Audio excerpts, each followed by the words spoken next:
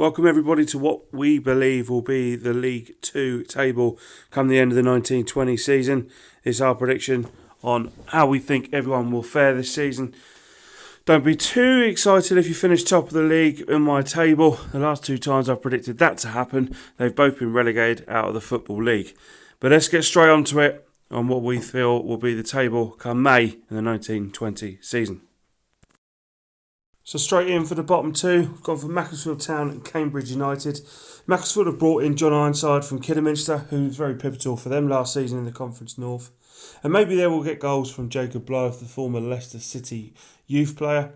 Ultimately, their squad is very thin. Solcan will be hoping again for survival this year. We feel that might be a bridge too far. In Cambridge United, Colin Calderwood has got a rejuvenated club that finished 21st last season. And I don't feel that any additions this summer will make it any more comfortable for the supporters down there at Cambridge. So I think they're another year of struggle, and possibly this could be the year they slip out of the Football League.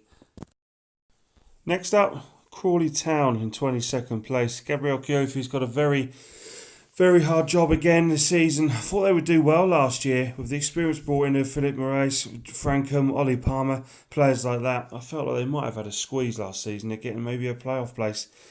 But they didn't. They struggled, and I feel a bit more of the same for Crawley Town this season. Maybe just staying up will be a good thing for them so they can rebuild once more. But at the moment, I don't see them doing anything other than around where they were last year. Just above them in 21st place, gone Port Vale. They've brought in a few experienced League 2 players. David Amu, Bennett, Mark Cullen have come in this summer. But I feel that they will be relying heavily again on Tom Pope, who has got the knack of scoring lots of goals. And it probably will be just enough to keep them in the Football League. But another year of struggle ahead, I'm pretty sure, will be for Port Vale. Just above Port Vale, then we've got Oldham Athletic. Oldham lost Edmondson, one of their bright futures, to Rangers in the summer for a lot of money. They did complete the permanent signing of Iacoviti. Zach Mills also coming in from Morecambe to add the bit of experience for their back four. Again, the same as Macclesfield, their squad is pretty thin, and an overseas travel in pre-season, which could well have made it very good for team morale. I still don't feel Oldham would be challenging anywhere near the top or being in the reaches of mid-table. Next up is Morecambe. Every year I tip Morecambe in the bottom two, and every year they prove everybody wrong and stay up. Jim Bentley does an amazing job at Morecambe with this shoestring budget that he has. And what a reward for Kevin Ellison, another year contract for the 40-year-old who keeps Morecambe going. Every year he bangs goals in for them and gets them points on the board. I don't see anything different this year to what's been going on the last few years. A 19th finish will probably be just for Morecambe this season. Above them, Forest Green Rovers. Lost a lot of key players this summer. Forest Green, after over-punching themselves last season in the playoff positions. Lost Christian Doige. Reece Brown has gone to the Championship and Ruben Reid has left, which leaves them a bit flat on going forward.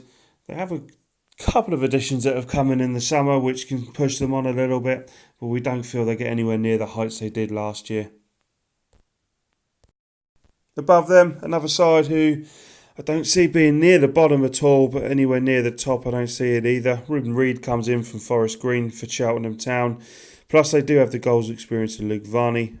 Campbell also comes in from Forest Green. So they've added from firepower up front to Luke Varney's goals on top. And I feel a 17th place finish is pretty much the regions of where Cheltenham Town will be next season. Moving further up the table, and who else in the country would deny Leyton Orient doing very well this season? In memory of the late Justin Edinburgh, a massive summer after the devastating news at the end of last season.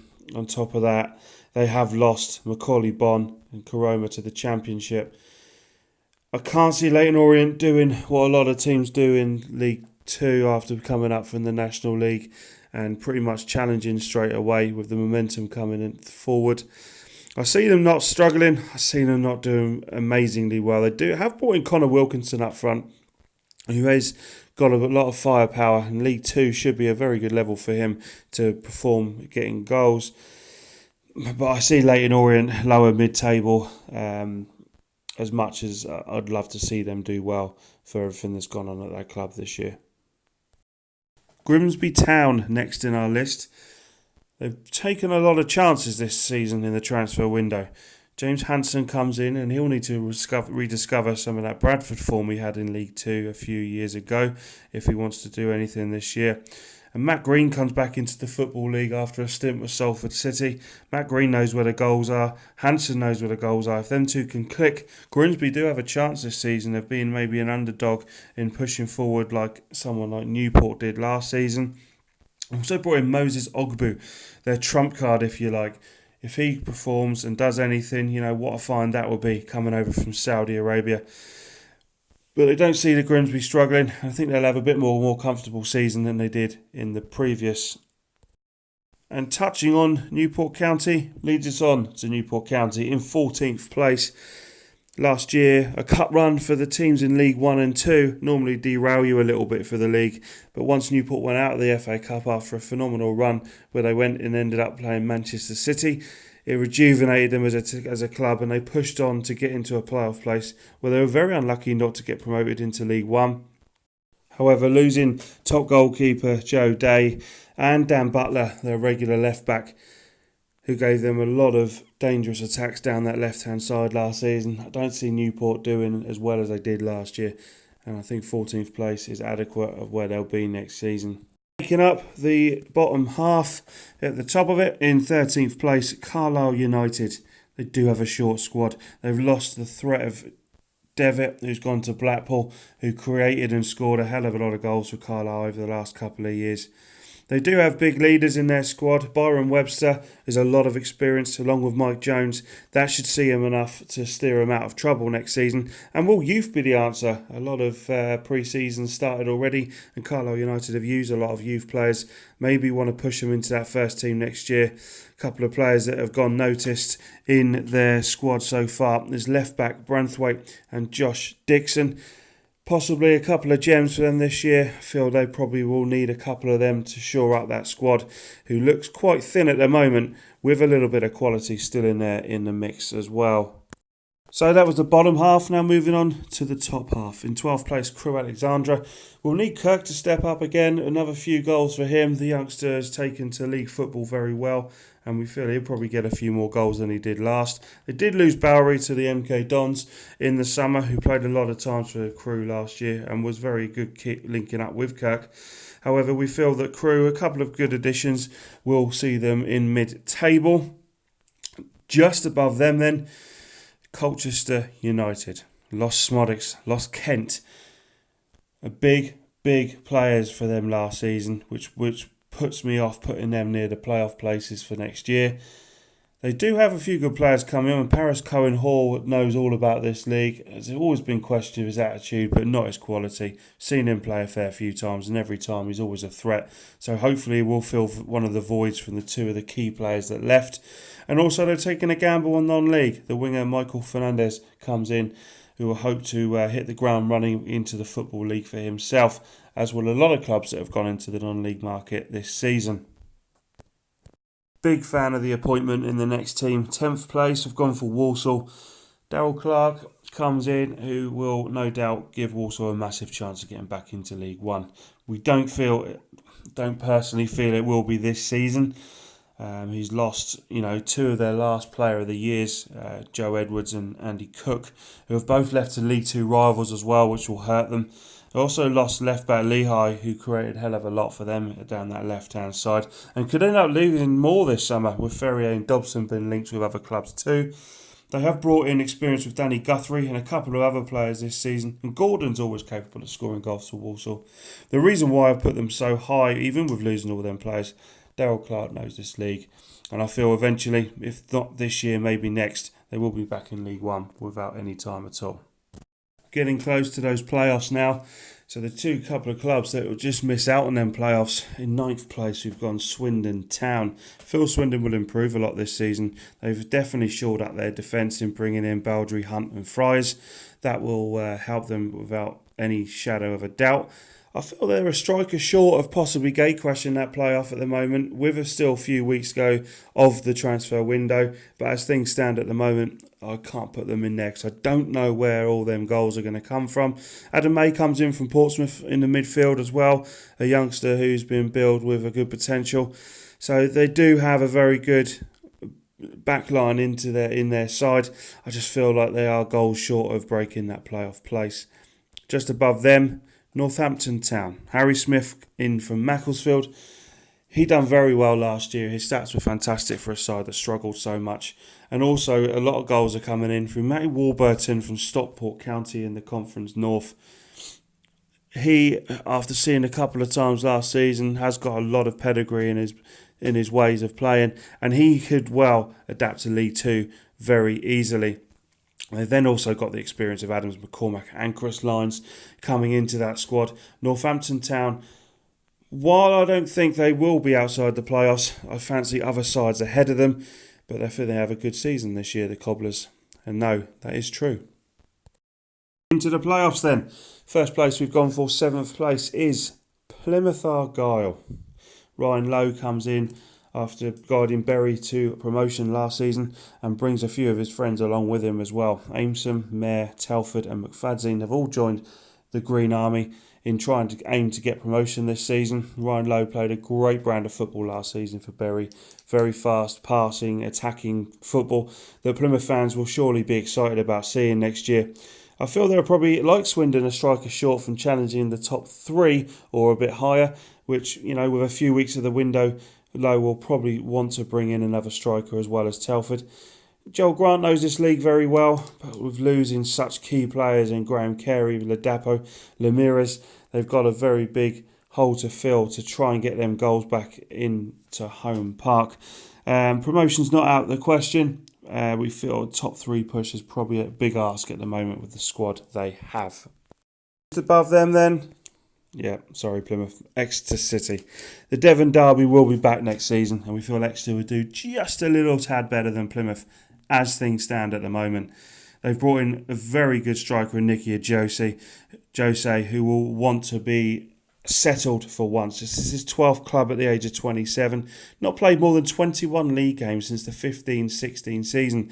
That year he was with Swindon. He'll want to rediscover that form, and he's got goals in him, especially at this level. Also coming in, Fisher from Yeovil, got 8 last season for a side that struggled to score goals. While Exeter did lose Boateng and their top stopper Pym to Peterborough, I feel Exeter City will have a lot more firepower this year and maybe go one better and win the playoffs. But at the moment, they're just ahead of their rivals Plymouth Argyle.